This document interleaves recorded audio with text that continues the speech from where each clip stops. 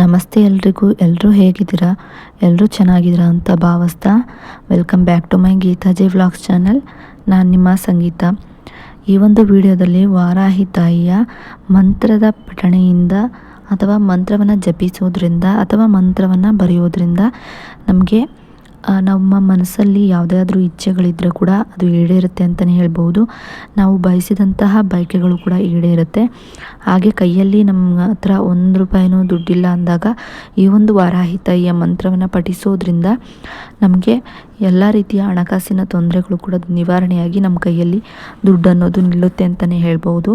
ಈ ಒಂದು ವಾರಾಹಿ ತಾಯಿಯ ಮಂತ್ರವನ್ನು ನಾವು ಯಾವ ಸಮಯದಲ್ಲಿ ಯಾವಾಗ ಹಾಗೆ ಎಷ್ಟು ಬಾರಿ ಪಠಿಸಬೇಕು, ಹಾಗೆ ಈ ಒಂದು ವಾರಾಹಿ ತಾಯಿಯ ಮಂತ್ರಕ್ಕೆ ಇರುವಂತಹ ನಿಯಮ ಏನು ಅನ್ನೋದನ್ನು ಎಲ್ಲವನ್ನು ಕೂಡ ಸಂಪೂರ್ಣವಾಗಿ ಈ ಒಂದು ವಿಡಿಯೋ ಮೂಲಕ ನಾನು ನಿಮಗೆ ತಿಳಿಸ್ಕೊಡ್ತಾ ಇದ್ದೀನಿ. ವಿಡಿಯೋವನ್ನು ಎಲ್ಲೂ ಕೂಡ ಸ್ಕಿಪ್ ಮಾಡದೆ ನೋಡೋದ್ರಿಂದ ಮಾತ್ರ ಇದ್ರ ಬಗ್ಗೆ ನಾವು ಸಂಪೂರ್ಣವಾದ ಮಾಹಿತಿಯನ್ನು ತಿಳ್ಕೊಬಹುದಾಗಿರುತ್ತೆ. ಇನ್ನು ವಾರಾಹಿ ತಾಯಿಯ ಮಂತ್ರಗಳನ್ನಾಗಲಿ ಅಥವಾ ಬೇರೆ ಯಾವುದೇ ರೀತಿಯ ಮಂತ್ರಗಳನ್ನು ನಾವು ಪಠಿಸೋದಕ್ಕೂ ಮುಂಚೆ ಮನಸ್ಸನ್ನು ಶಾಂತವಾಗಿಟ್ಕೊಬೇಕು. ಹಾಗೆ ನಾವು ಯಾವುದೇ ಒಂದು ಮಂತ್ರಗಳನ್ನು ಪಠಿಸೋದಕ್ಕೂ ಮುಂಚೆ ನಮ್ಮ ಮೇಲೆ ಅಥವಾ ಆ ದೇವರುಗಳ ಮೇಲೆ ನಂಬಿಕೆಯನ್ನು ಇಟ್ಟು ನಾವು ಪಠಿಸ್ಬೇಕಾಗತ್ತೆ. ಹಾಗೆ ನಾವು ಪಠಿಸಿದ ನಂತರ ಇಷ್ಟೇ ದಿನದಲ್ಲಿ ಆಗಬೇಕು ಅನ್ನೋದು ನಮ್ಮ ಮನಸ್ಸಿನಲ್ಲಿ ಇರ್ಬೋದು. ಆದರೆ ಅದಕ್ಕೆ ಅಂತಲೇ ತುಂಬಾ ಸಮಯ ತಗೊಳುತ್ತೆ. ಅದು ಅದೇ ಟೈಮಿಗೆ ಆಗಬೇಕು ಅಂತಲೇ ಇರುತ್ತೆ. ಆ ಟೈಮಿಗೆ ಆಗೋದು. ನಾವು ಪಠಿಸಿದ್ವಿ ಆದರೆ ಏನೂ ಸಿದ್ಧಿಸಿಲ್ಲ, ನಮಗೆ ಯಾವುದೋ ನಾವು ಬೇಡ್ಕೊಂಡಿದ್ದು ಆಗಿಲ್ಲ ಅನ್ನೋ ರೀತಿ ನೀವು ಅಂದ್ಕೊಂಡ್ರೂ ಕೂಡ ಅದು ನಡೆಯೋದಿಲ್ಲ. ನಮಗೆ ಈಗಾಗಲೇ ಆಲ್ರೆಡಿ ಅದು ಆಗಿದೆ, ನಾನು ಅದನ್ನು ಫೀಲ್ ಮಾಡ್ತಾಯಿದ್ದೀನಿ, ನಾನು ಈಗ ಅದನ್ನು ಅದೇ ನನಗೆ ಏನು ಅಂದ್ಕೊಂಡಿದ್ದೆ ಅದು ನನಗೆ ಸಿಕ್ಕಿದೆ ಅನ್ನೋ ರೀತಿಯಲ್ಲಿ ನೀವು ಫ್ಯೂಚರಲ್ಲಿ ಹೇಗೆ ಅದು ಸಿಕ್ಕಿದ್ರೆ ಹೇಗೆ ಖುಷಿಯಾಗಿರ್ತೀರೋ ಹಾಗೆ ನೀವು ಬೇಡ್ಕೊಳ್ಳೋವಾಗಲೂ ಅಥವಾ ಅಂದ್ಕೊಳ್ಳೋವಾಗಲೂ ಅದೇ ರೀತಿ ಅಂದ್ಕೋಬೇಕಾಗುತ್ತೆ.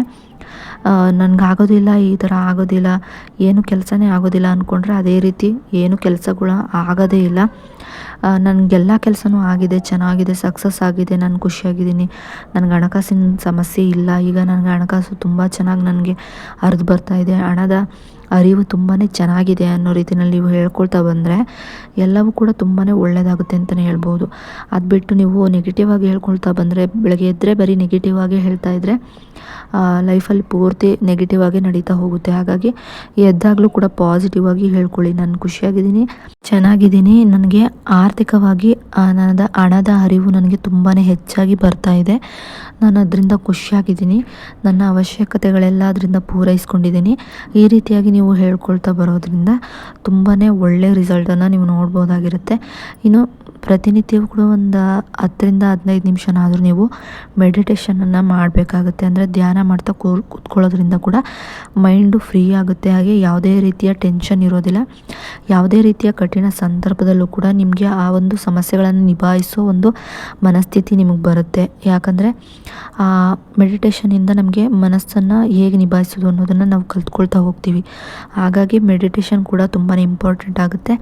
ಹಾಗೆ ಈ ಒಂದು ವಾರಾಹಿ ತಾಯಿಯ ಮಂತ್ರವನ್ನು ನಾವು ನಾನ್ ವೆಜ್ಜನ್ನು ತಿಂದು ಪಠಿಸಬಾರ್ದು. ಹಾಗೆ ನಾನ್ ವೆಜ್ ಏನಾದರೂ ತಿಂದಿದ್ದೀನಿ ಅಂದರೆ ನೀವು ಸ್ನಾನ ಮಾಡ್ಕೊಂಡು ಶುದ್ಧಿಯಾದ ನಂತರನೇ ನೀವು ಪಠಿಸ್ಬೇಕಾಗುತ್ತೆ. ಅದು ಬಿಟ್ಟರೆ ಹೆಣ್ಮಕ್ಳು ಮುಟ್ಟಾದಂಥ ಸಮಯದಲ್ಲಿ ಪಠಿಸ್ಬೇಡಿ ಅಂತಲೇ ಹೇಳ್ತೀನಿ. ಅದು ಬಿಟ್ಟು ನೀವು ಮಿಕ್ಕಂಥ ದಿನಗಳಲ್ಲಿ ಈ ವಾರಾಹಿ ತಾಯಿಯ ಮಂತ್ರವನ್ನು ಪಠಿಸ್ಬೋದಾಗಿರುತ್ತೆ. ಇನ್ನು ಈ ಒಂದು ವಾರಾಹಿ ತಾಯಿಯ ಮಂತ್ರವನ್ನು ನಾವು ಬ್ರಾಹ್ಮಿ ಮುಹೂರ್ತದಲ್ಲಾದರೂ ಪಠಿಸ್ಬೋದು ಅಥವಾ ಸಂಜೆ ಗೋಧೂಳಿ ಲಗ್ನದಲ್ಲಾದರೂ ಪಠಿಸ್ಬೋದು. ಅಲ್ಲೇ ನಮಗೆ ಯಾವುದೂ ಸಮಯ ಇಲ್ಲ ಅನ್ನೋರು ನೀವು ಪೂಜೆ ಸಮಯದಲ್ಲಾದರೂ ನೀವು ಪಠಿಸ್ಬೋದಾಗಿರುತ್ತೆ.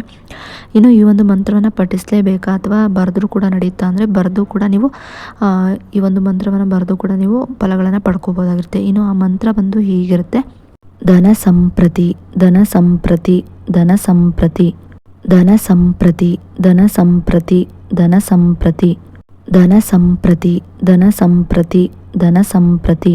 ಇದನ್ನು 108 ಬಾರಿ ಅಥವಾ 9 ಬಾರಿ, 21 ಬಾರಿ, 11 ಬಾರಿ ಈ ರೀತಿಯಾಗಿ ನೀವು ಪಠಿಸ್ಬೋದಾಗಿರುತ್ತೆ.